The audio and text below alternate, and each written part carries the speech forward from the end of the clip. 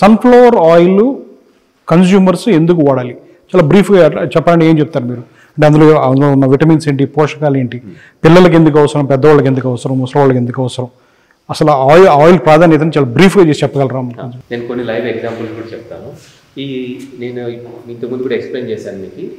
ఈ షెల్ లేని, అంటే తుప్పు లేని సన్ఫ్లవర్ పప్పుతో ఆడించిన ఆయిల్ ఎంత హెల్త్కి బెనిఫిట్ అంటే, అందులో ఉండే విటమిన్ ఏ కానీ, డి కానీ, ఈ కానీ రెగ్యులర్గా ఇంటేక్ మనం చేయడం వల్ల, ఫర్ ఎగ్జాంపుల్ మన పిల్లల స్కిన్ కానీ, మన పిల్లల తెలివితేటలు కానీ, వాళ్ళ చదువు కానీ, వాళ్ళ ఇమ్యూనిటీ రెస్పాన్స్ కానీ, వాళ్ళకి ఏదైనా అనారోగ్యం ప్రాబ్లమ్స్ వచ్చినప్పుడు, వైరల్ ఇన్ఫెక్షన్ వచ్చినప్పుడు ఆ బాడీ వాళ్ళకి సపోర్ట్ చేసే విధానం కానీ, మీరు ఒక 3 months ఈ ఆయిల్ వాడితే మీరు ఐడెంటిఫై చేసేస్తారు. యాజ్ ఏ హౌస్ వైఫ్ ఒక ఉమెన్ ఈజీగా ఐడెంటిఫై చేసేస్తారనమాట పిల్లల్లో.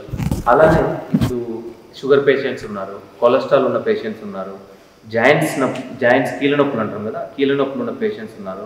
ఒక 3 months యంగ్ ఏజ్ వాళ్ళు కానీ, ఓల్డ్ ఏజ్ కానీ, పేరెంట్స్ కానీ వాడారంటే మన ఆయిల్, ఆటోమేటిక్గా వాళ్ళకి ఈ కొలెస్ట్రాల్ రిడక్షన్ అవ్వడము, షుగర్ కంట్రోల్ అవ్వడము, ప్లస్ కీళ్ళ నొప్పులు తగ్గిపోవడము వాళ్ళు 3 monthsలో నోటీస్ చేస్తారు.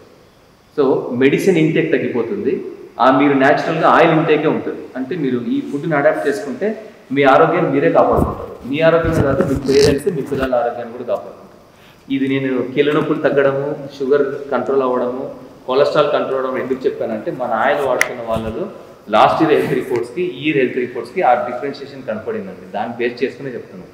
ఏదో నేను జస్ట్ గూగుల్లో డేటా సెర్చ్ చేసి చెప్పడం కాదు, మన కస్టమర్ ఫీడ్బ్యాక్తోనే చెప్తున్నాను.